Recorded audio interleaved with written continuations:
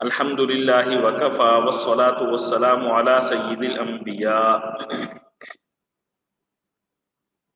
وعلى آله وأصحابه الأتقياء أما بعد فأعوذ بالله من الشيطان الرجيم بسم الله الرحمن الرحيم ألف لام ميم الله لا إله إلا هو الحي القيوم نزل عليك الكتاب بالحق مصدقا لما بين يديه وأنزل التوراة والإنجيل من قبل هدى للناس وأنزل الفرقان إن الذين كفروا بآيات الله لهم عذاب شديد والله عزيز ذو انتقام إن الله لا يخفى عليه شيء في الأرض ولا في السماء هو الذي يصبركم في الأرحام كيف يشاء لا إله إلا هو العزيز الحكيم هو الذي أنزل عليك الكتاب منه آيات محكمات هن أم الكتاب وأخر متشابهات فأما الذين في قلوبهم زيغ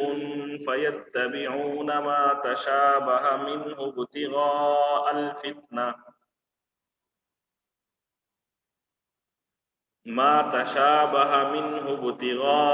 الفتنة وابتغاء تأويله وما يعلم تأويله إلا الله والراسخون في العلم يقولون آمنا به كل من عند ربنا وما يذكر إلا أولو الألباب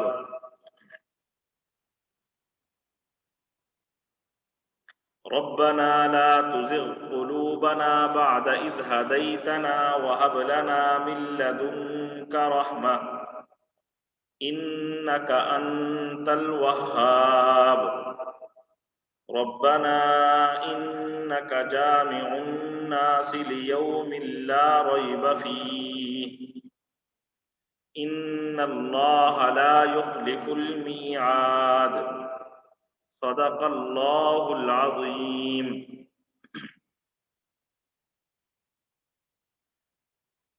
الف لام میم یہ حروف مقطعات میں سے ہے، اس کے حقیقی معنی اللہ ہی جانتے ہیں۔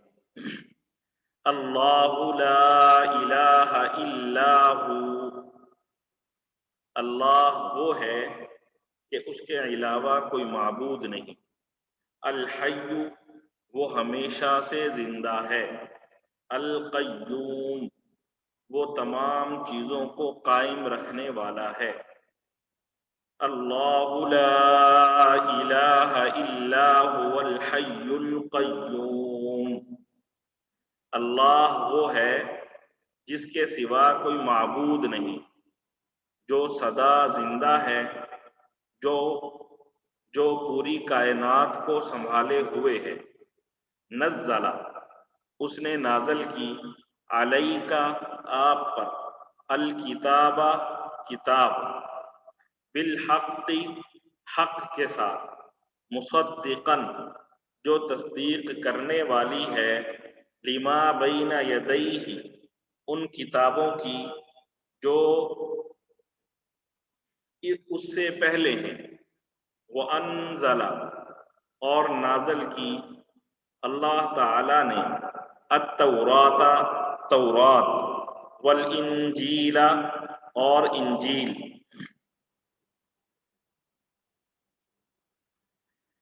نزل عليك الكتاب بالحق مصدقا لما بين يديه وأنزل التوراة والإنجيل، اس نے تم پر وہ کتاب نازل کی ہے جو حق پر مشتمل ہے، جو اپنے سے پہلی کتابوں کی تصدیق کرتی ہے، اور اسی نے تورات اور انجیل اتاری، من قبل پہلے سے، ہدن یہ کتابیں ہدایت کا ذریعہ تھی، للناسی لوگوں کے لیے، وانزل الفرقان وانزل اور نازل کی اللہ تعالی نے، الفرقان فرق کرنے والی چیز، من قبل هدى للناس وانزل الفرقان جو اس سے پہلے لوگوں کے لیے مجسم ہدایت بن کر آئی تھی،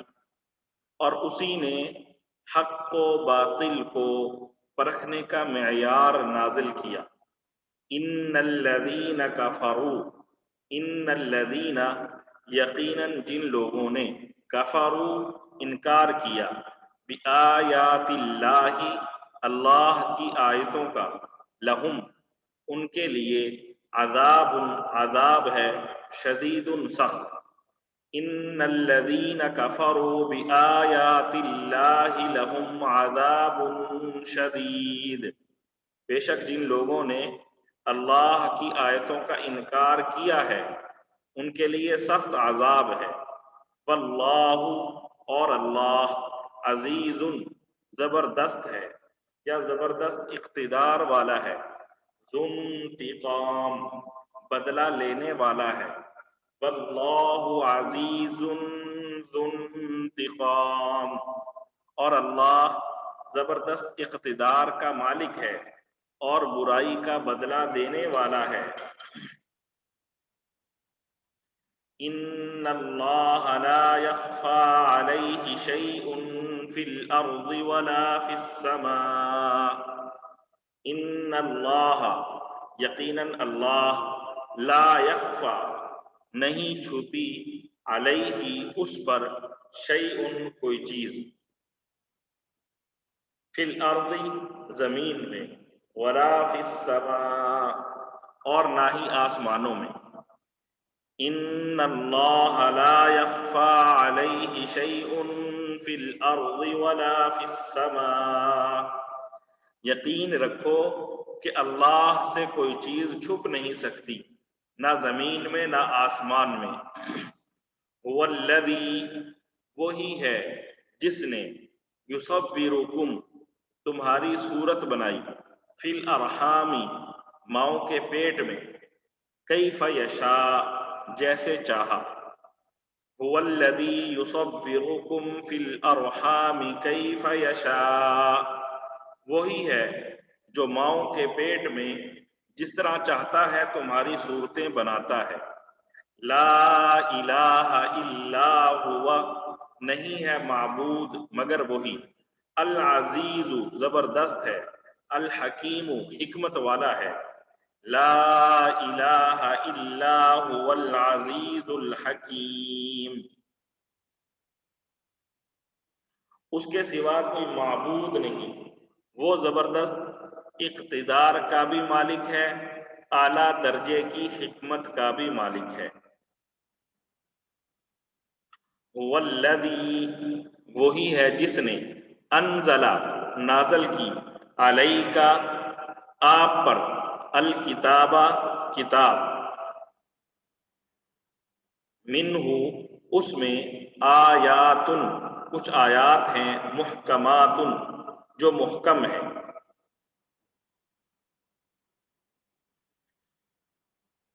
ہن وہی، ام الکتاب کتاب کی بنیاد ہیں، وَأُخَرُ اور کچھ دوسری، متشابہات متشابہ آیات ہیں، هو الذی انزل علیک الکتاب منہ آیات محکمات ہن ام الکتاب وَأُخَرُ متشابہات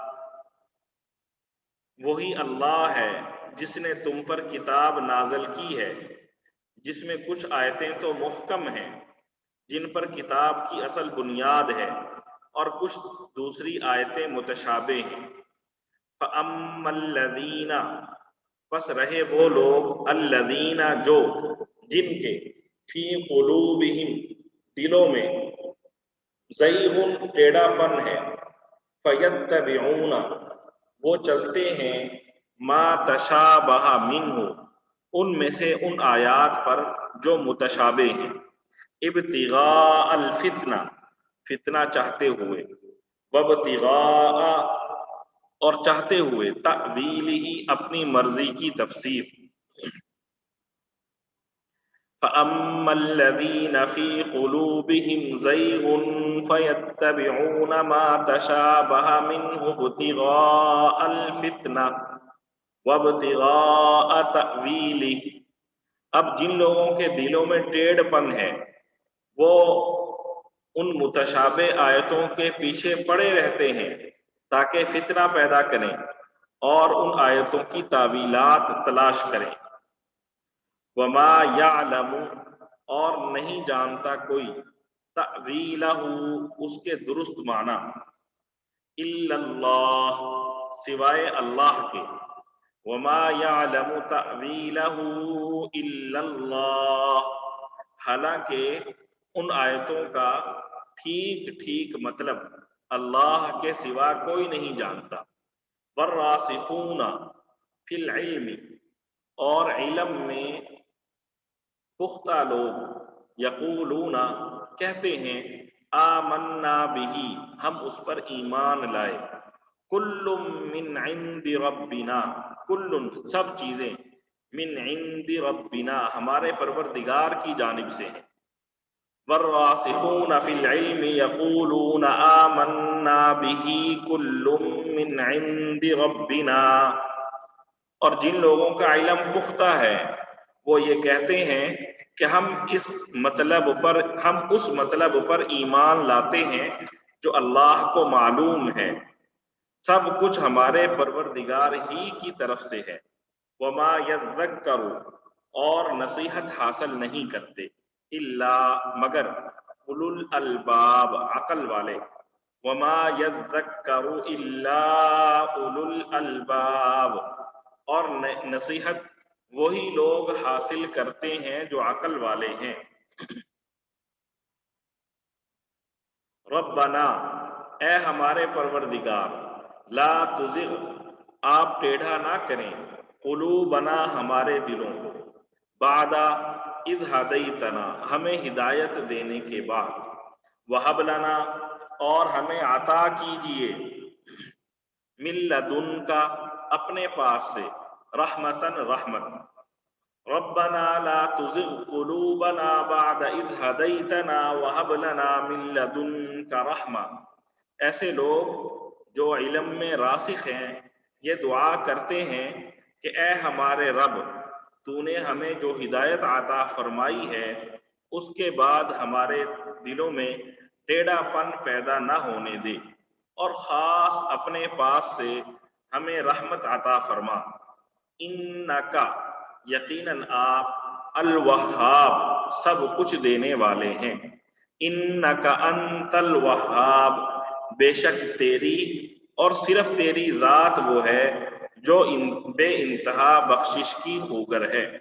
ربنا اے ہمارے پروردگار، انکا یقیناً آپ، جامع الناس جمع کرنے والے ہیں لوگوں کو، لیوم ایسے دن میں، لا ریب فیہ جس میں کوئی شک نہیں۔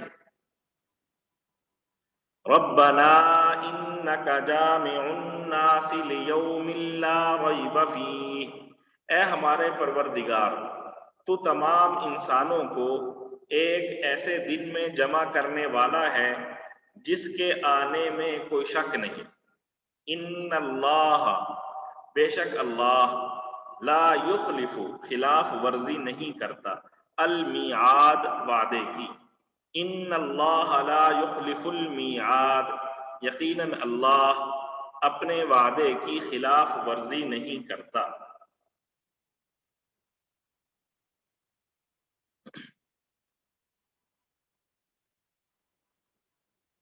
الف لام میم اللہ لا الہ الا هو الحی القیوم، اللہ وہ ہے جس کے سوا کوئی معبود نہیں، وہ سدا زندہ ہے جو پوری کائنات کو سنبھالے ہوئے ہے۔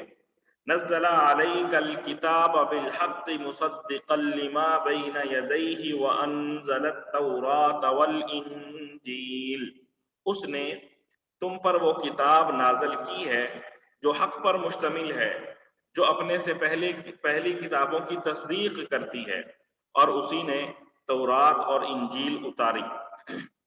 من قبل هدى للناس وانزل الفرقان، جو اس سے پہلے لوگوں کے لیے مجسم ہدایت بن کر آئی تھی، اور اسی نے حق و باطل کو پرکھنے کا معیار نازل کیا۔ ان الذین کفروا بآیات اللہ لہم عذاب شدید، بے شک جن لوگوں نے اللہ کی آیتوں کا انکار کیا ہے ان کے لیے سخت عذاب ہے۔ واللہ عزیز ذو انتقام، اور اللہ زبردست اقتدار کا مالک اور برائی کا بدلہ دینے والا ہے۔ ان اللہ لا یخفی علیہ شیء فی الارض ولا فی السماء، یقین رکھو کہ اللہ سے کوئی چیز چھپ نہیں سکتی، نہ زمین میں نہ آسمان میں۔ هو الذی یصورکم فی الارحام کیف یشاء، وہی ہے جو ماؤں کے پیٹ میں جس طرح چاہتا ہے تمہاری صورتیں بناتا ہے۔ لا الہ الا هو العزیز الحکیم، اس کے سوا کوئی معبود نہیں، وہ زبردست اقتدار کا بھی مالک ہے، اعلیٰ درجے کی حکمت کا بھی۔ هو الذی انزل علیک الکتاب منہ آیات محکمات ہن ام الکتاب واخر متشابہات،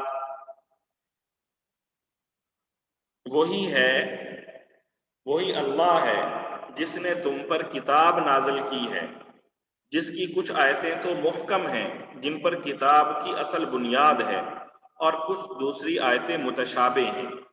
فَأَمَّا الَّذِينَ فِي قُلُوبِهِمْ زَيْغٌ،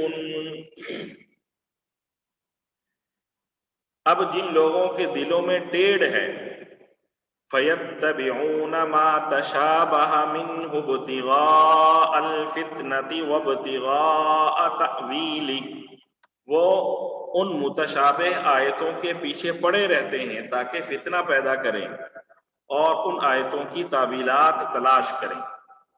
وَمَا يَعْلَمُ تَأْوِيلَهُ إِلَّا اللَّهُ، حالانکہ ان آیتوں کا ٹھیک مطلب اللہ کے سوا کوئی نہیں جانتا۔ وَالرَّاسِخُونَ فِي الْعِلْمِ يَقُولُونَ آمَنَّا بِهِ كُلٌّ مِّنْ عِندِ رَبِّنَا، اور جن لوگوں کا علم پختہ ہے وہ یہ کہتے ہیں کہ ہم اس مطلب پر ایمان لاتے ہیں جو اللہ کو معلوم ہے، سب کچھ ہمارے پروردگار ہی کی طرف سے ہے۔ وَمَا يَذَّكَّرُ إِلَّا أُولُو الْأَلْبَابِ، اور نصیحت وہی لوگ حاصل کرتے ہیں جو عقل والے ہیں۔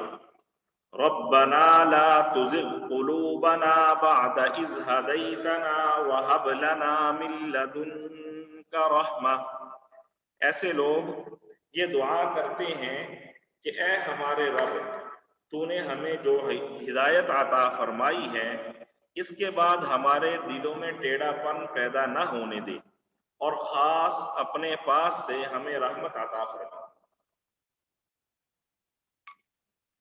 انک انت الوہاب، بے شک تیری اور صرف تیری ذات وہ ہے جو بے انتہا بخشش کی خوگر ہے۔ ربنا انک جامع الناس لیوم لا ریب فیہ،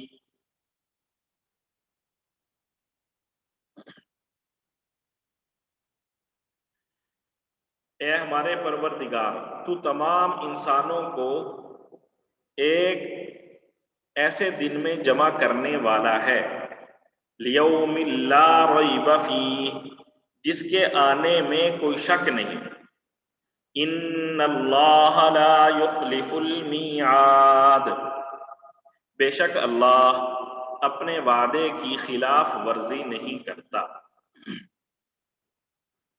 الحمدللہ، آج ہم سورہ آل عمران شروع کر رہے ہیں۔ سورہ آل عمران یہ تقریباً 1.25 پارے پر مشتمل ہے۔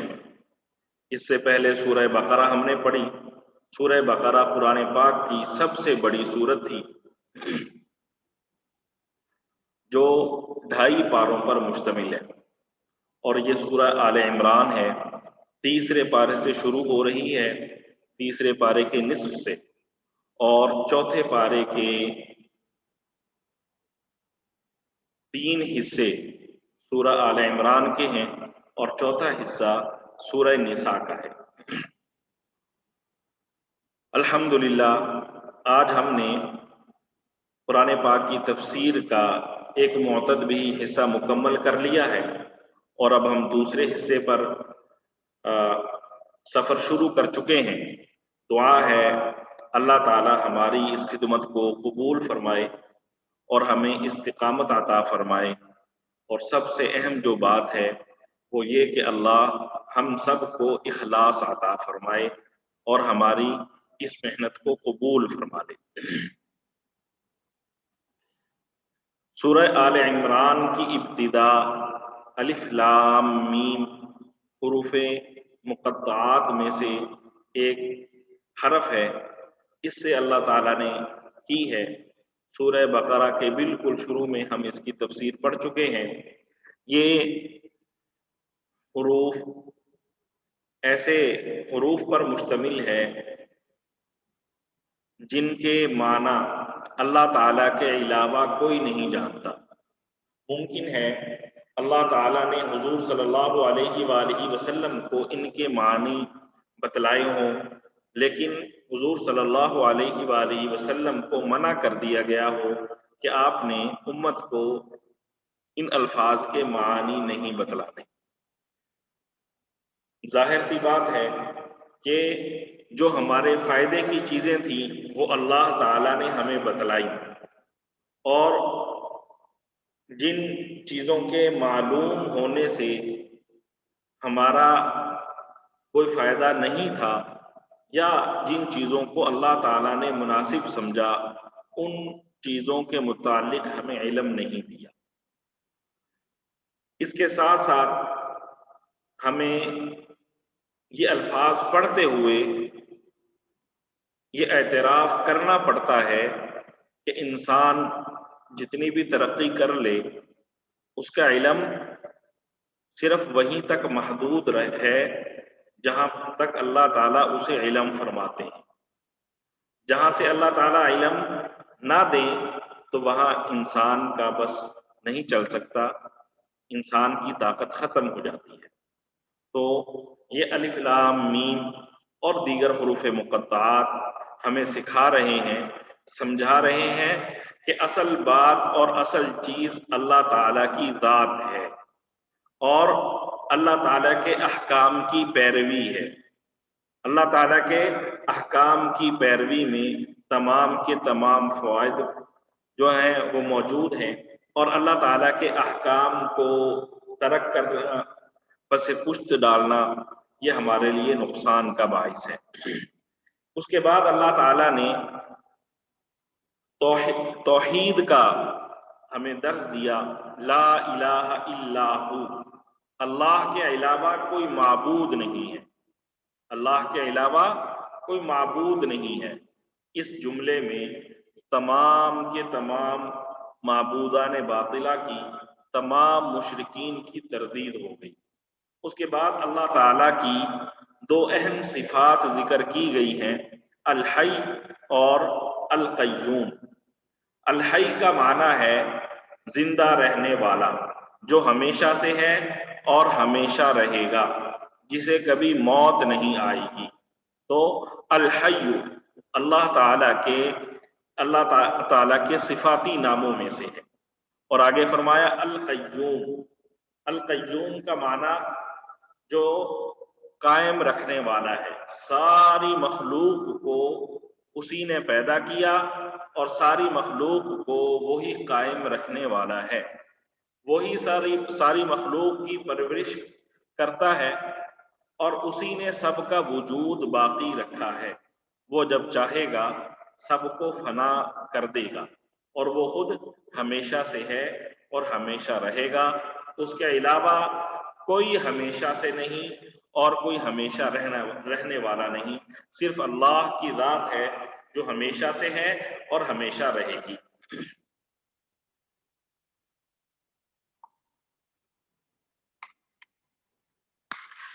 ظاہر ہے جو صفات، جو ذات ان صفات سے متصف ہو وہی عبادت کے لائق ہے۔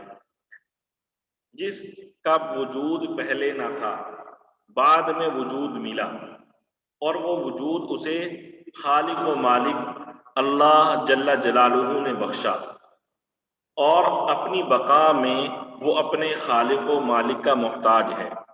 وہ کسی طرح بھی معبود نہیں ہو سکتا، وہ بت ہو، کوئی مخلوق ہو، کوئی بھی چیز ہو، جب اس کو کسی نے پیدا کیا ہے اور وہ اپنا وجود برقرار رکھنے میں دوسروں کی محتاج ہے، تو وہ معبود کیسے ہو سکتا ہے؟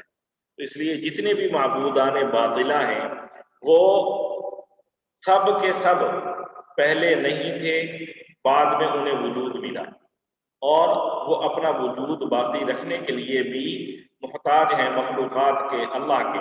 تو اس لیے وہ خدا نہیں ہو سکتے۔ خدا وہی ہے جو اپنی ذات اور صفات میں یکتا ہے، اس جیسا کوئی نہیں ہے۔ کم از کم اپنے وجود، جس کا وجود ہمیشہ سے ہو اور ہمیشہ رہے، اور اسے اپنے وجود کے لیے کسی دوسرے کی مدد کی ضرورت نہ ہو۔ جسے دوسروں کی مدد کی ضرورت ہو وہ معبود نہیں ہو سکتا۔ تو لا الہ اللہ لا الہ الا هو الحی القیوم، اللہ وہ ذات ہے کہ جس کے علاوہ کوئی معبود نہیں، وہ ہمیشہ سے ہے اور ساری مخلوق کو قائم رکھنے والا ہے۔ یہاں پہ ایک اور چیز میرے ذہن میں آ رہی ہے کہ الحی القیوم، یا حیو یا قیوم، یا حیو یا قیوم، یہ دو نام ہیں، الحی اور القیوم۔ بعض حضرات کا ذہن یہ ہے کہ یہ دونوں اسم اعظم ہیں، الحی اور القیوم یہ اسم اعظم ہیں، اور ان کو پڑھا جائے تو ان کے بے شمار فوائد حاصل ہوتے ہیں۔ سلسلہ چشتیہ، سلسلہ چشتیہ کے جو بزرگان دین ہیں، جیسے حضرت خواجہ بابا فرید الدین گن شکر پاک وطن والے رحمۃ اللہ علیہ، حضرت نظام الدین اولیاء رحمۃ اللہ علیہ، ان حضرات کا جو سلسلہ ہے، ان کے نزدیک یہ الحی القیوم دونوں اسم اعظم ہیں، اور بعض حضرات کی رائے یہ ہے اللہ، لفظ اللہ یہ اسم اعظم ہے۔ بہرحال ان کے اگر ان کا ذکر کیا جائے تو اس کے کئی فوائد ہیں، اللہ تعالی ہمیں ذکر کی توفیق عطا فرمائے۔ آگے اللہ تعالیٰ نے فرمایا نزل علیک الکتاب بالحق مصدقا لما بین یدیہ وانزل التوراۃ والانجیل، اللہ وہ ہے جس نے تم پر وہ کتاب نازل کی ہے جو حق پر مشتمل ہے، جو اپنے سے پہلی کتابوں کی تصدیق کرتی ہے، اور اسی نے تورات اور انجیل نازل کی۔ اس آیت میں اللہ تعالیٰ نے پہلی جو آسمانی کتابیں تھیں ان کا تذکرہ کر دیا، اور ساتھ قرآن پاک کا تذکرہ بھی کر دیا کہ قرآن پاک پہلی کتابوں کی تصدیق کرنے والی کتاب ہے۔ ایسا نہیں ہے کہ قرآن پاک پہلی کتابوں کا انکار کرے، اور جس ذات نے پہلی کتابیں تورات اور انجیل نازل کی تھی اسی ذات نے قرآن پاک کو نازل کیا ہے۔ تو جب تم تورات کو یا انجیل کو مانتے ہو تو تورات کو نازل کرنے والی ذات، انجیل کو نازل کرنے والی ذات نے جو کتاب قرآن اتاری ہے تمہیں وہ کتاب بھی ماننی چاہیے، اس کتاب پر بھی ایمان لانا چاہیے۔ تمہیں قرآن سے اور قرآن والے نبی سے دور بھاگنے کی ضرورت نہیں ہے۔ وجہ یہ ہے کہ یہ قرآن پاک ان کتابوں کی تصدیق کر رہا ہے جن کو تم مان رہے ہو، جن کو تم مانتے ہو، یہ قرآن ان کتابوں کی تصدیق کرتا ہے، لہذا اس کتاب کو اپناؤ، اس کو اختیار کرو۔ اور تمہاری کتابوں میں جن عقائد کی دعوت دی گئی، تعلیم دی گئی جن عقائد کی، جیسے عقیدہ توحید، عقیدہ رسالت، عقیدہ آخرت، ان تینوں عقائد کی قرآن پاک بھی تعلیم دیتا ہے۔ تو قرآن پاک اور جو تمہارا دین ہے وہ ایک ہی دین ہے، اس لیے قرآن پاک کو، دین اسلام کو تسلیم کرو۔ من قبل ہدی للناس وانزل الفرقان، پھر یہاں پہ اللہ تعالیٰ نے جو تورات اور انجیل ان کے بارے میں فرمایا کہ یہ پہلے سے لوگوں کے لیے باعث ہدایت تھیں، یہ کتابیں لوگوں کے لیے باعث ہدایت تھیں۔ یہاں پر اس چیز کو مد نظر رکھیں کہ یہاں سورہ آل عمران میں اللہ تعالیٰ نے ہدی للناس کا لفظ استعمال کیا تورات اور انجیل کے بارے میں، جبکہ اس سے پہلے ہم سورہ بقرہ میں پڑھ چکے ہیں شہر رمضان الذی انزل فیہ القرآن ہدی للناس، کہ اللہ نے رمضان کا وہ مہینہ عطا کیا جس میں اللہ نے قرآن نازل کیا۔ کون سا قرآن؟ ہدی للناس، جو لوگوں کے لیے باعث ہدایت ہے۔ تو قرآن پاک کی خصوصیت بھی بیان کی گئی کہ یہ لوگوں کے لیے ہدایت کا ذریعہ ہے۔ اسی طرح تورات اور انجیل کے بارے میں بھی وہی لفظ استعمال کیے گئے کہ تورات اور انجیل کسی زمانے میں لوگوں کے لیے باعث ہدایت تھی۔ اس لیے قرآن کریم کا انکار کرنا بنتا نہیں ہے۔ اگر قرآن کریم کا انکار کرو گے تو یہ ایسے ہی ہے جیسے تم تورات اور انجیل کا انکار کرو، ان کا انکار کرتے ہو تو تمہارا نقصان ہے۔ اسی طرح قرآن کو مانو، قرآن کا انکار کرو گے تو اس میں بھی تمہارا نقصان ہوگا۔ وَأَنزَلَ الْفُرْقَانَ، اور اسی نے حق و باطل کو پرکھنے کا معیار نازل کیا۔ اللہ نے حق اور باطل کو پرکھنے کا، حق اور باطل میں فرق کرنے کا معیار نازل کیا۔ فرقان کا معنی ہے فرق کرنے والی چیز، فرقان کا معنی ہے فرق کرنے والی چیز۔ یہاں پر جو اللہ نے فرمایا وَأَنزَلَ الْفُرْقَانَ، اس کا کیا مطلب ہے؟ اس کے بارے میں متعدد اقوال نقل کیے گئے ہیں۔ مشہور تابعی حضرت قتادہ رحمۃ اللہ علیہ کا فرمان ہے کہ القرآن سے مراد، الفرقان سے مراد قرآن مجید ہے، الفرقان سے مراد قرآن مجید ہے۔ قرآن پاک حق اور باطل کے درمیان فرق کرنے والا ہے، اس میں حلال و حرام، حدود و فرائض، طاعت اور معصیت، سب چیزوں کو اچھی طرح واضح کر کے بیان کیا گیا ہے۔ تو الفرقان سے مراد قرآن پاک ہے، اور بعض حضرات نے فرمایا کہ الفرقان سے مراد زبور ہے جو حضرت داؤد علیہ السلام پر نازل ہوئی تھی۔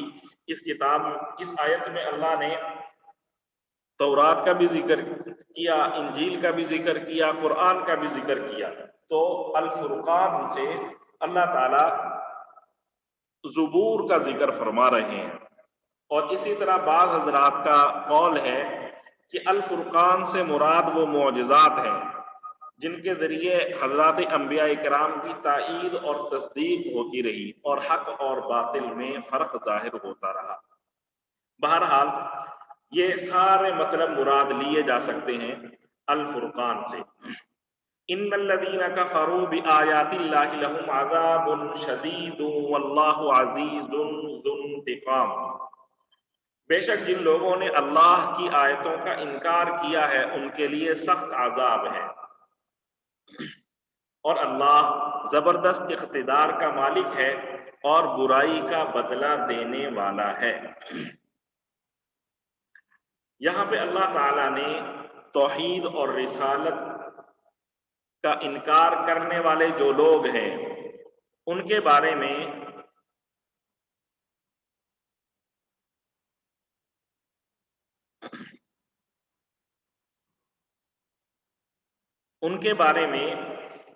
اللہ تعالیٰ وعید بیان کر رہے ہیں کہ جو لوگ اللہ کی آیتوں کا انکار کریں گے ان کے لیے اللہ کے ہاں سخت عذاب ہے، اور ساتھ اللہ تعالیٰ نے فرمایا عزیز، اللہ زبردست اقتدار کا مالک ہے، ان ذو انتقام، اور وہ انتقام بھی لے سکتا ہے، برائی کا بدلہ لے سکتا ہے۔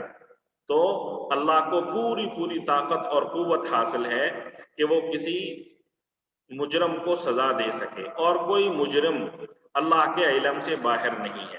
آگے اللہ نے فرمایا ان اللہ لا یخفی علیہ شیء فی الارض ولا فی السماء، یقین رکھو کہ اللہ سے کوئی چیز چھپ نہیں سکتی زمین و آسمانوں میں۔ یہاں پہ اللہ تعالیٰ کے علم کی وسعت بیان کی گئی ہے۔ علامہ آلوسی رحمۃ اللہ علیہ فرماتے ہیں کہ آسمان اور زمین یہ دو لفظ استعمال ہوئے، لیکن ان سے مراد سارا جہان ہے، ساری مخلوقات ہیں۔ سب مخلوقات میں سے کوئی چیز بھی اللہ تعالی کے علم سے باہر نہیں۔ آسمان و زمین چونکہ نظروں کے سامنے ہیں اور عام طور سے لوگ انہیں جانتے ہیں، اس لیے یہاں پر ان کا نام ذکر کیا۔ اور اس میں اللہ تعالیٰ نے اس طرف بھی اشارہ کر دیا کہ اگر اللہ تعالیٰ غیب کی کچھ چیزوں کا علم کسی کو عطا فرما دیں تو کسی کو غیب کی باتوں کا علم مل جانا یہ اس بات کی دلیل نہیں کہ وہ خدا ہے یا معبود ہے۔ جیسے حضرت عیسیٰ علیہ السلام، ان کو اللہ تعالیٰ نے یہ معجزہ عطا فرمایا تھا کہ وہ لوگوں کے گھروں میں رکھی ہوئی چیزیں بتا دیتے تھے، تو حضرت عیسیٰ علیہ السلام کی امت کے لوگوں نے اس خصوصیت کی بنا پر، اس معجزے کی بنیاد پر انہیں معبود ماننا شروع کر دیا۔ تو اللہ تعالیٰ یہاں پر فرما رہے ہیں ان اللہ لا یخفی علیہ شیء فی الارض ولا فی السماء، کہ اللہ کی ذات وہ ہے کہ آسمان و زمین کی کوئی چیز بھی اس کے علم سے باہر نہیں ہے۔ آسمان و زمین کی تمام چیزیں اس کے علم میں ہیں۔ هو الذی یصورکم فی الارحام کیف یشاء، اللہ وہ ہے جو ماؤں کے پیٹ میں جس طرح چاہتا ہے تمہاری صورتیں بناتا ہے۔ دیکھیں جی، ماں کا پیٹ، آج ہم نے اتنی سائنسی ترقی کر لی ہے، اس کے باوجود ماں کے پیٹ میں ہم کچھ نہیں کر سکتے۔ بچہ کس حالت میں ہے ہمیں یہ بعض اوقات معلوم بھی ہوتا ہے، لیکن اس کا کوئی ہم علاج نہیں کر سکتے۔ یہ اللہ تعالیٰ کی ذات ہی ہے کہ ایک نطفہ، اور پھر نطفے سے اللہ تعالیٰ خون بناتے ہیں، پھر گوشت بنتا ہے، پھر ہڈی بنتی ہے، اور پھر اعضاء بنتے ہیں، اور پھر اللہ تعالیٰ کی مرضی ہے اس بچے کو صحیح سالم پیدا کرے یا اس بچے میں کوئی نقص پیدا کر دے۔ اللہ کی مرضی ہے اس کو جس طرح کا چاہے رنگ دے، اللہ کی مرضی ہے اس کو مذکر بنائے مؤنث بنائے، اللہ کی مرضی ہے اس کا کان تو اللہ تعالیٰ نے دیے، اللہ نے اس بچے کو کان تو دے مگر اس کو بہرا پیدا کر دے، وہ سننے کی طاقت ہی نہ رکھتا ہو، زبان تو دے لیکن زبان سے وہ گونگا ہو، کچھ بول ہی نہ سکے۔ تو اللہ جیسا پیدا کرنا چاہے، اللہ کو مکمل اختیار ہے، اور ماں کے پیٹ میں اللہ تعالیٰ اپنی مرضی سے جیسا چاہتا ہے بناتا ہے۔ اللہ کے علاوہ کسی کو اس پر قدرت نہیں، اور اللہ کے علاوہ کوئی اس میں تبدیلی نہیں کر سکتا اللہ کے نظام میں۔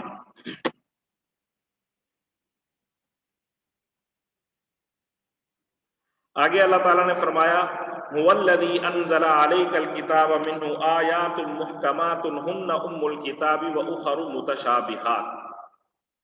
اے رسول، وہی اللہ ہے جس نے تم پر کتاب نازل کی ہے، جس کی کچھ آیتیں تو محکم ہیں جن پر کتاب کی اصل بنیاد ہے، اور کچھ دوسری آیتیں متشابہ ہیں۔ یہ آیت ہمیں یاد رکھنی چاہیے اور یہ بڑی اہم آیت ہے، اور اس میں اللہ تعالیٰ نے ایسی چیز بیان کی ہے کہ جس کی ہم سب کو بہت زیادہ سمجھنے کی ضرورت ہے۔ بہت سارے مسائل اس کی وجہ سے حل ہوتے ہیں۔ یہاں پر اللہ تعالیٰ نے قرآن پاک میں جو آیات، جو احکام نازل کیے ہیں، ان کی دو قسموں کا تذکرہ کیا ہے۔ ایک قسم ہے محکمات کی اور دوسری قسم ہے متشابہات کی۔ قرآن پاک میں اللہ تعالیٰ نے جو احکام اور جو آیات نازل کی ہیں وہ دو طرح کی ہیں، بعض محکمات ہیں، بعض متشابہات ہیں۔ پھر محکم کا لفظ اور متشابہ کا لفظ قرآن پاک میں دو مختلف معانی کے لیے نازل ہوا ہے۔ جیسے مثال کے طور پہ بعض آیات میں اللہ تعالیٰ نے قرآن پاک کی تمام آیات کو محکم بتایا ہے، جیسا کہ سورہ ہود میں ہے کتاب احکمت آیات، کہ یہ قرآن ایسی کتاب ہے جس کی تمام آیات محکم ہیں۔ ٹھیک ہے جی۔ اور ایسا بھی ہے کہ اللہ نے سارے قرآن کو متشابہ فرمایا ہے، جیسا کہ سورہ زمر میں اللہ تعالیٰ فرما رہے ہیں اللہ نزل احسن الحدیث کتابا متشابہا مثانیہ۔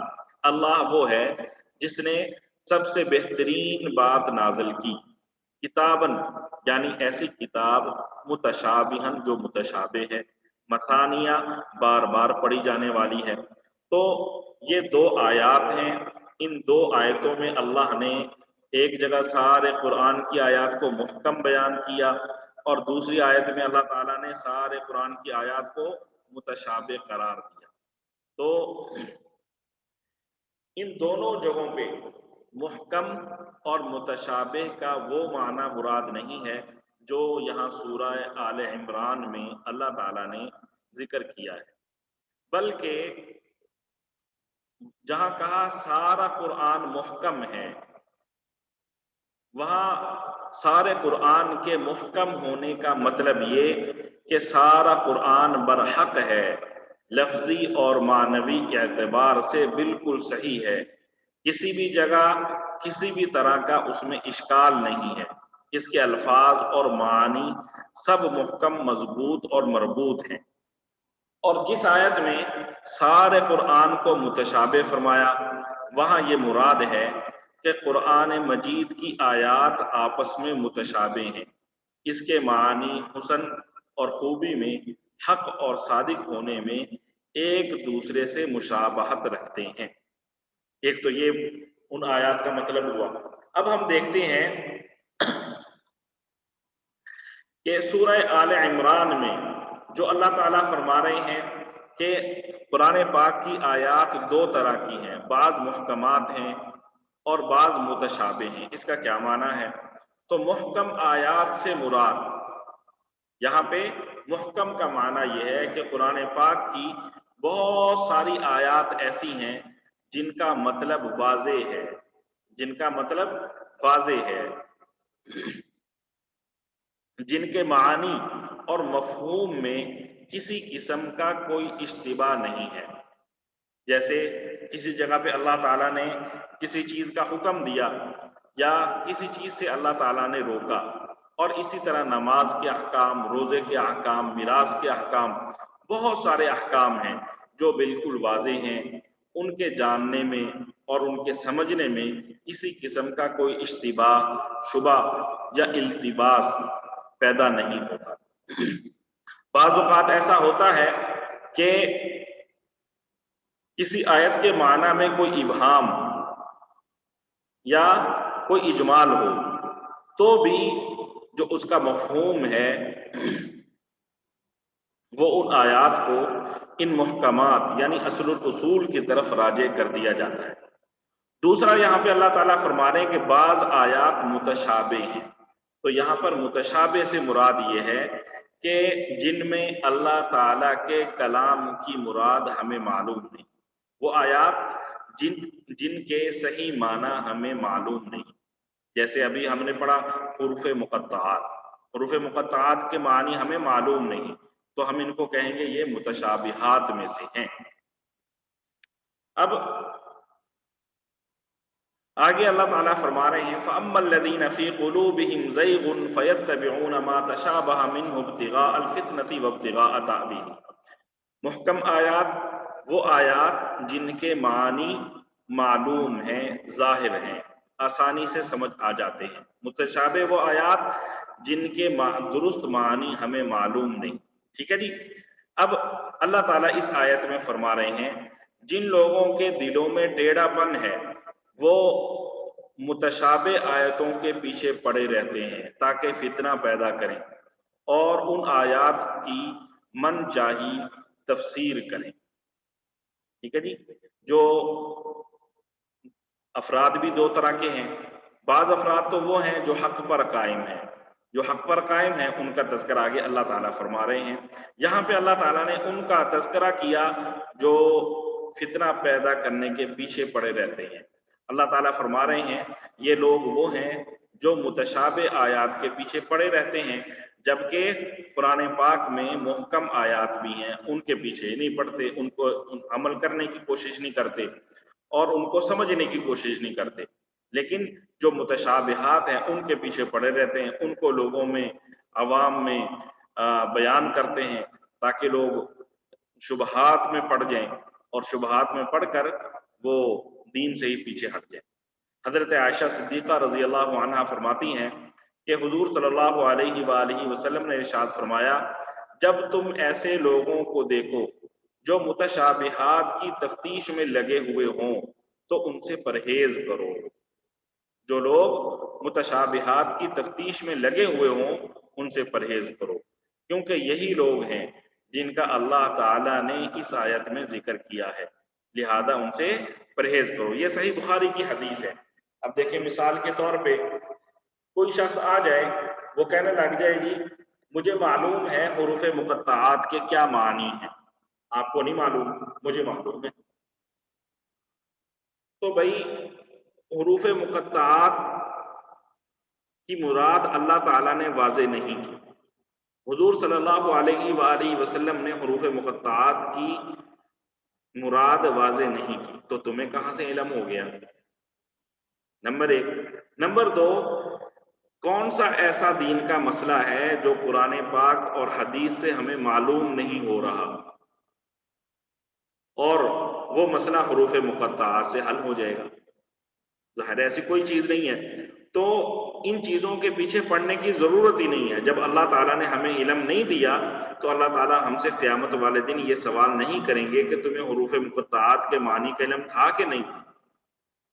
اللہ تعالیٰ یہ سوال کریں گے جن احکام کا تمہیں علم تھا ان پر تم نے عمل کیا کہ نہیں، یہ سوال ہوگا، ہمیں اس کے جواب کی تیاری کرنی چاہیے۔ ساتھ ساتھ ایک اور بھی چیز ذہن میں رہنی چاہیے کہ بعض علماء یہ فرماتے ہیں کہ یہ جو متشابہات ہیں یہ اہل علم کے لیے آزمائش کا ذریعہ ہے۔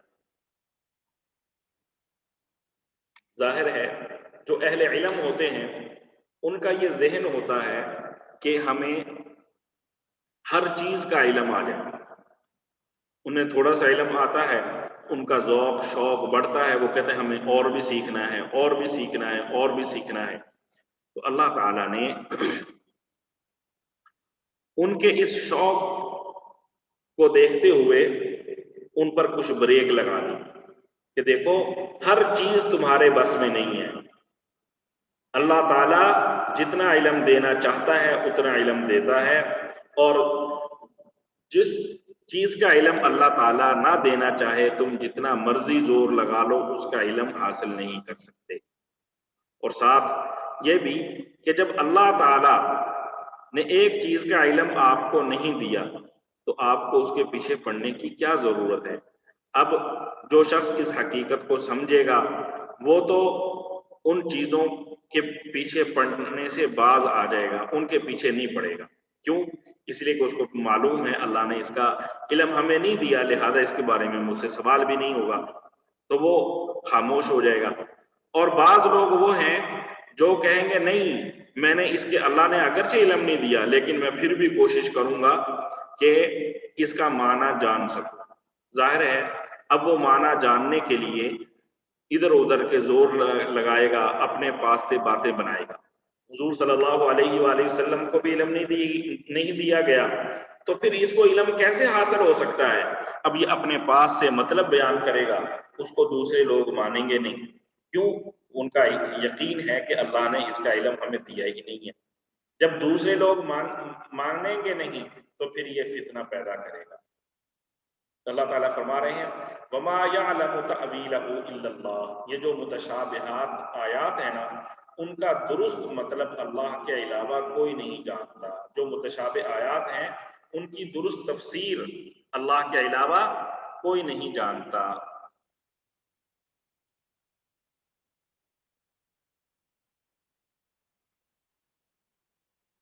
حضرت امام مالک رحمۃ اللہ علیہ سے قرآن پاک کی آیت استوا علی العرش، استوا علی العرش، کہ اللہ تعالیٰ عرش پر مستوی ہو گئے، اللہ تعالیٰ عرش پر مستوی ہو گئے، اس کے بارے میں دریافت کیا گیا۔ دیکھیں امام مالک رحمۃ اللہ علیہ کتنے بڑے امام ہیں کہ بہت زیادہ لوگ، جیسے ہم امام اعظم ابو حنیفہ رحمۃ اللہ علیہ کی تشریحات پر چلتے ہیں تو بہت سارے لوگ حضرت امام مالک رحمۃ اللہ علیہ کی تشریحات پر چلتے ہیں۔ تو ان سے جب یہ سوال کیا گیا استوا علی العرش، کہ اللہ تعالیٰ عرش پر مستوی ہو گئے، اس کا کیا معنی ہے؟ تو حضرت امام مالک رحمۃ اللہ علیہ نے بڑا پیارا جواب دیا، فرمانے لگے اس کے معنی ہمیں معلوم ہے۔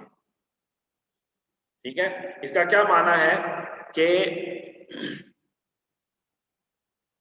اللہ تعالیٰ عرش پر مستوی ہو گئے، تو ہمیں اس کا معنی معلوم ہے، لیکن فرمایا والکیف مجہول، اس کی کیفیت مجہول ہے، اس کی کیفیت مجہول ہے، اس کی درست کیفیت کا ہمیں علم نہیں ہے۔ اور فرمایا والایمان بہ واجب، اس پر ایمان لانا واجب ہے، اس پر ایمان لانا واجب ہے۔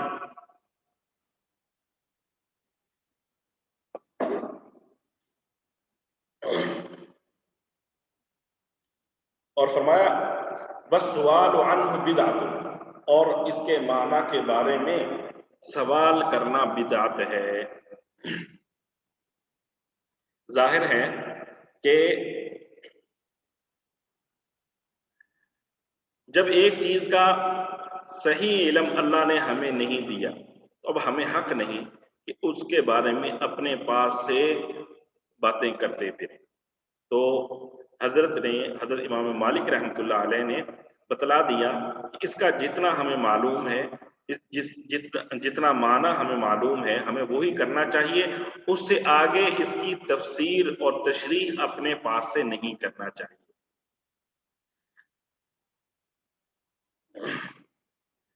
اور جو اہل علم ہیں ان کا کیا طریقہ ہے ان آیات کے بارے میں؟ فرمایا والراسخون فی العلم یقولون آمنا بہ کل من عند ربنا، اور جن لوگوں کا علم پختہ ہے وہ یہ کہتے ہیں کہ ہم اس مطلب پر ایمان لاتے ہیں جو اللہ کو معلوم ہے، سب کچھ ہمارے پروردگار ہی کی طرف سے ہے۔ وما یذکر الا اولو الالباب، اور نصیحت وہی لوگ حاصل کرتے ہیں جو عقل والے ہیں۔ متشابہات کے بارے میں راسخین فی العلم کا یہ طریقہ ہے کہ ان کے مفہوم کو آیات محکمات کے مفہوم کی طرف لوٹا دیتے ہیں، یعنی جن آیات کا علم ہمیں ہے تو ان کے معنی کو ان آیات کے تناظر میں دیکھتے ہیں، محکم آیات کے معنی کے ساتھ متشابہ آیات کا جو مطلب مل جائے تو سمجھ لیا جاتا ہے کہ یہ اس کا مطلب ہے، اور جو محکم آیات کے خلاف ہو تو پھر کیا کہتے ہیں، متشابہ آیات کی محکم آیات کے خلاف تفسیر نہیں کی جاتی، اور دین کے مسلمہ اصول اور جو علماء نے، مفسرین نے، محدثین نے طے کیے ہیں، ان کی روشنی میں ہی متشابہ آیات کو دیکھا جاتا ہے۔ لہذا علماء کہتے ہیں کہ آیات متشابہات کا صحیح مطلب وہی تسلیم کیا جائے جو اللہ کے نزدیک ہے، یعنی آدمی اپنے ذہن میں یہ چیز بٹھا لے، اس کا حقیقی علم میرے پاس نہیں ہے، اس کے درست معنی کا مجھے علم نہیں ہے، اور میں اس پر ایمان لاتا ہوں جو مطلب اس کا اللہ کے نزدیک ہے۔ اللہ کے نزدیک اس آیت کا جو مطلب ہے میں اس کو مانتا ہوں، جیسے ابھی پیچھے بات گزری کہ الرحمن علی العرش استوى، اللہ تعالیٰ عرش پر مستوی ہو گئے، اب اس کی کیفیت کیا ہے ہمیں اس کا علم نہیں ہے، جیسے امام مالک رحمۃ اللہ علیہ نے فرمایا، تو ہم کیا کریں گے، ہم یہ کہیں گے کہ اس کی جو صحیح کیفیت ہے، جس کا علم اللہ ہی کو ہے مجھے نہیں ہے، میں اس پر ایمان لاتا ہوں، بس اتنی سی بات، اس سے زیادہ ہم نے تشریح نہیں کرنی۔ کیوں؟ اس لیے کہ جب لوگ ان متشابہ آیات کا مطلب سمجھنے کی کوشش کرتے ہیں اور وہ ان آیات کا درست مطلب نہیں سمجھ سکتے، تو پھر وہ ان آیات کے معنی اپنے پاس سے بیان کرنے لگ جاتے ہیں۔ جب وہ اپنے پاس سے ان آیات کے معنی بیان کرنے لگتے ہیں تو اس کی وجہ سے پھر فتنہ پیدا ہوتا ہے۔ فتنہ کیوں پیدا ہوتا ہے؟ اس لیے کہ انہوں نے متشابہات کے وہ معنی بیان کیے جو ان کی خواہشات کے مطابق تھے، اور وہ معنی محکم آیات اور دین کے مسلمہ اصولوں کے خلاف، تو اس لیے ایسے لوگوں کے پیچھے نہیں پڑنا، اور ایسے لوگ جو چیزیں بیان کریں ان کے پیچھے نہیں پڑنا۔ چنانچہ یہ تاریخ اگر ہم اپنے ذہن میں رکھیں اور تھوڑا سا دھیان دیں تو بہت سارے لوگ ہمیں ایسے ملیں گے، وہ پہلے دیندار تھے، نیک لوگ تھے، اور وہ ایسی چیزوں کے پیچھے پڑے جن چیزوں کے پیچھے انہیں نہیں پڑنا چاہیے تھا۔ نتیجہ کیا نکلا؟ انہوں نے احادیث کا انکار شروع کر دیا۔ جب احادیث کا انکار کیا تو اب وہ اپنے پاس سے یہ دعویٰ کر رہے ہیں ہم قرآن پاک کو مانتے ہیں۔ قرآن پاک کو کیوں مانتے ہیں جی؟ یہ اللہ تعالیٰ کی کتاب ہے اور اللہ تعالیٰ نے اس کے بارے میں یہ ذمہ داری لی ہے کہ میں قیامت تک اس کی حفاظت کروں گا۔ تو یہ لوگ اس بنا پر قرآن کے بارے میں دعویٰ کرنے لگ گئے کہ ہم قرآن کو مانتے ہیں اور حدیث کو چھوڑ بیٹھے۔ کیوں؟ کہتے ہیں جی حدیث کا تو اللہ نے ذمہ نہیں لیا، اللہ نے تو قرآن کا ذمہ لیا ہے، لہذا ہم قرآن کو مانیں گے، حدیث کو نہیں مانیں گے۔ یہ پہلی ان کی گڑبڑ۔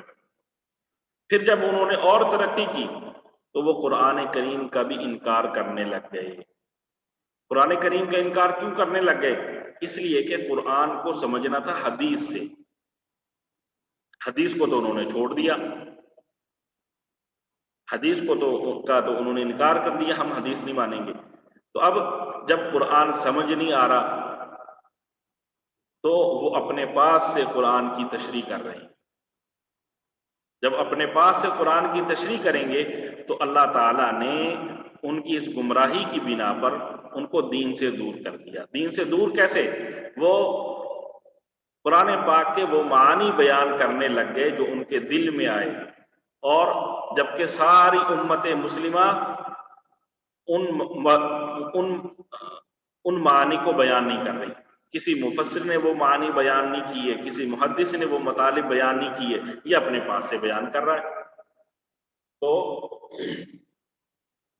ایسے لوگوں کو سے اللہ تعالی ہماری حفاظت فرمائے۔ قرآن پاک میں بہت ساری جو متشابہ آیات ہیں ان میں سے چند میں آپ کے سامنے پڑھ کے سناتا ہوں۔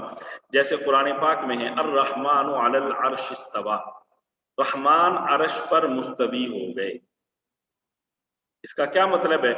معنی تو میں نے آپ کو بتلا دیے، لیکن اس کا مطلب کیا ہے یہ ہمیں معلوم نہیں ہے۔ یہ ابھی بات امام مالک رحمۃ اللہ علیہ کے حوالے سے گزری، اس کی صحیح کیفیت کا ہمیں علم نہیں ہے، لہذا ہم اس سے آگے اپنی زبان نہیں چلا سکتے کہ یوں مستوی ہو گئے، یوں مستوی ہو گئے، نہیں، ہمیں ضرورت ہی نہیں ہے۔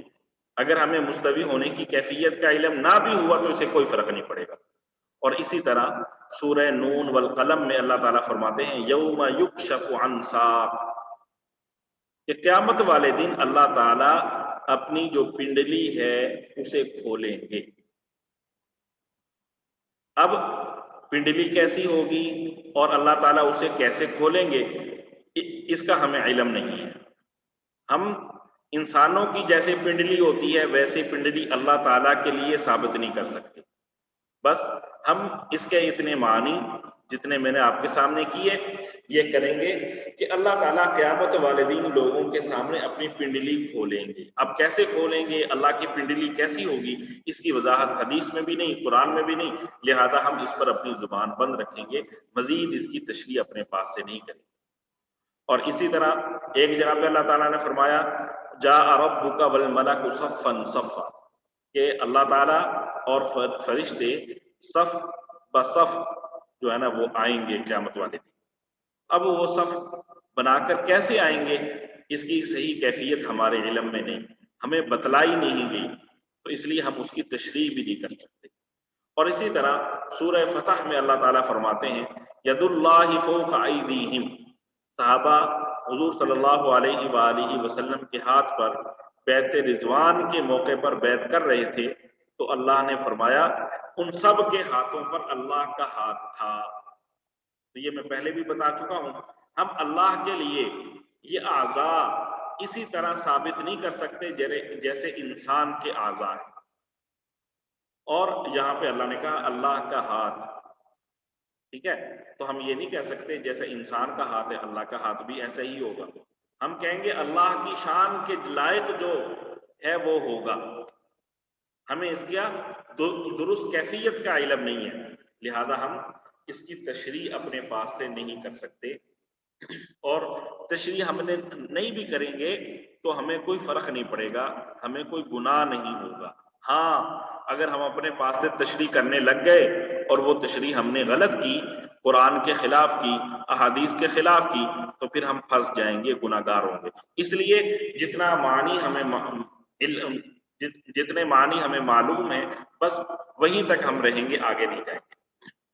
جو راسخین فی العلم ہوتے ہیں، علم میں جنہیں مہارت حاصل ہوتی ہے، وہ بھی یہی کہتے ہیں کہ ہم ان سب چیزوں پر ایمان لاتے ہیں اور سمجھے بغیر ان کے معنی اور مفہوم کو مانتے ہیں، اور کہتے ہیں ان کا جو مطلب اللہ کے نزدیک ہے وہی ہمارے نزدیک ہے۔ بس اتنی سی بات کافی ہے، اس سے زیادہ کی ضرورت نہیں۔ آگے اللہ تعالیٰ فرما رہے ہیں کہ جو راسخین فی العلم ہوتے ہیں وہ اللہ تعالیٰ سے اس انداز میں دعا کرتے ہیں۔ کیا دعا کرتے ہیں؟ ربنا لا تزغ قلوبنا بعد اذ ہدیتنا وہب لنا من لدنک رحمہ۔ ایسے لوگ یہ دعا کرتے ہیں کہ اے ہمارے رب، تو نے ہمیں جو ہدایت عطا فرمائی ہے اس کے بدلے ہمارے دلوں میں، اس کے بعد ہمارے دلوں میں ٹیڑھ پیدا نہ ہونے دے، اور خاص اپنے پاس سے ہمیں رحمت عطا فرما۔ انک انت الوہاب، بے شک تیری اور صرف تیری ذات وہ ہے جو بے انتہا بخشش کی خوگر ہے۔ تو اس آیت میں اور اس سے آگے والی جو آیت ہے اس میں اللہ تعالیٰ نے یہ دعا نقل کی ہے کہ یہ جو علم میں ماہر لوگ ہوتے ہیں یہ اللہ تعالیٰ سے یہ دعا کر رہے ہوتے ہیں کہ اللہ یہ جو ہدایت آپ نے ہمیں عطا فرمائی ہے اسی ہدایت پر ہمیں موت تک زندہ رکھیے، ہمارے دلوں میں کجی اور ٹیڑھا پن پیدا نہ ہونے دیجیے۔ جو لوگ دلوں کی کجی کی وجہ سے متشابہات کے پیچھے پڑتے ہیں ہمیں ان میں سے نہ کیجیے، اور اپنے پاس سے ہمیں بڑی رحمت عطا فرمائیے، اور یہ رحمت عامہ ہمیں دنیا میں بھی شامل ہو اور آخرت میں بھی شامل ہو، ہمارا ایمان محکمات پر بھی رہے اور متشابہات پر بھی رہے۔ یہ در حقیقت یہ دعا بہت اہم ہے اور یہ دعا ہمیں کرتے رہنا چاہیے۔ بہت سارے لوگوں نے ہدایت اختیار کرنے کے بعد گمراہی اختیار کر لی، فتنہ پیدا کرنے والے لوگوں کے پیچھے لگ گئے، فتنے میں پڑ گئے۔ نتیجہ کیا نکلا؟ بعض اوقات انسان ایمان کھو بیٹھتا ہے، ہدایت سے ہاتھ دھو بیٹھتا ہے۔ حضور صلی اللہ علیہ وآلہ وسلم نے ارشاد فرمایا، بلا شبہ بنی آدم کے دل سب کے سب رحمان کے قبضے میں ہیں، وہ جیسے چاہے پھیر دے۔ انسانوں کے دل اللہ کے قبضے میں ہیں، وہ جیسے چاہے انسان کا دل پھیر دے۔ پھر حضور صلی اللہ علیہ وسلم نے یہ دعا کی، اللہم مصرف القلوب، اے اللہ دلوں کے پھیرنے والے، صرف قلوبنا علی طاعتی، ہمارے دلوں کو اپنی فرما برداری پر لگائے رکھ۔ تو یہ انتہائی نازک مرحلہ ہے، ہمیں اپنے دلوں کا خیال رکھنا چاہیے اور اللہ تعالیٰ سے ہدایت پر استقامت مانگتے رہنا چاہیے۔ ابھی آج ہی ایک ساتھی بتا رہے تھے کہ انہوں نے بائی نیم ایسے شخص کو جانتے تھے کہ یہاں پاکستان میں وہ تھے، تو ماشاءاللہ انہوں نے لمبی لمبی داڑھی رکھی ہوئی اور نمازوں کے پابند، اور یہاں کوشش ان کی یہ کہ مسجد بن جائے، یہاں پہ مسجدیں بنا رہے ہیں۔ وہ باہر کے ملک چلے گئے کسی جگہ پہ، تو وہاں پہ آہستہ آہستہ ان کی داڑھی کٹ گئی، اور پھر یہ کیفیت ہوئی کہ مغرب کی اذان ہو رہی ہے اور وہ نماز چھوڑے سیر کے لیے جا رہے۔ تو یہ اللہ تعالیٰ کا نظام ہے، ہمیں بڑے بول نہیں بولنے چاہیے اور ہمیشہ اللہ تعالیٰ سے ہدایت مانگنی چاہیے اور ہدایت پر استقامت مانگنی چاہیے۔ اللہ تعالیٰ سے دعا کرتے رہنا چاہیے کہ ہمیں اللہ ایمان کی موت عطا فرمائے۔ یہ نہ ہو کہ ساری زندگی دین کا کام کرتے رہے، قرآن پاک کی تلاوت کرتے رہے، نماز پڑھتے رہے، کسی چھوٹی سی غلطی کی وجہ سے اللہ تعالیٰ ہمیں ہدایت سے کفر کی طرف پھیر دے۔ آگے اللہ تعالیٰ دوسری دعا علم میں پختہ لوگوں کی بیان کر رہے ہیں، ربنا انک جامع الناس لیوم لا ریب فیہ، اے ہمارے پروردگار تو تمام انسانوں کو ایک ایسے دن جمع کرنے والا ہے جس دن کے آنے میں کوئی شک نہیں۔ ان اللہ لا یخلف المیعاد، بے شک اللہ اپنے وعدے کی خلاف ورزی نہیں کرتا۔ ظاہر ہے کہ اللہ تعالیٰ قیامت والے دن سارے لوگوں کو جمع کریں گے، تو ہمیں اللہ تعالیٰ سے یہ دعا بھی کرتے رہنا چاہیے کہ اے اللہ جو وعدے آپ نے ہم سے آخرت کے بارے میں کیے ہیں، ان وعدوں میں ہمیں بھی شامل فرما، نیک لوگوں کے ساتھ اچھے انجام کا جو وعدہ ہے اللہ ہمیں اس میں بھی شامل فرمائے۔ اور یہ جو آیت ہے، یہ جو آخری آیت نمبر 9، اس میں یہ جو دعا ہے ربنا انک جامع الناس لیوم لا ریب فیہ، اگر کسی کی کوئی چیز گم ہو جائے تو کہتے ہیں کہ اس دعا کو مسلسل پڑھا جائے، کثرت سے پڑھا جائے، تو اس دعا کی برکت سے اللہ تعالیٰ اسے وہ چیز واپس کر دیتے ہیں۔ اور بعض اوقات بچے گم ہو جاتے ہیں، کوئی انسان گم ہو جاتا ہے، اس موقع پر بھی یہ دعا پڑھی جائے تو اللہ تعالیٰ اس کو گھر والوں سے ملا دیتے ہیں۔ دعا ہے اللہ تعالیٰ ہمیں دین کا صحیح مطلب سمجھنے کی توفیق عطا فرمائے۔ صلی اللہ علیہ وآلہ وسلم۔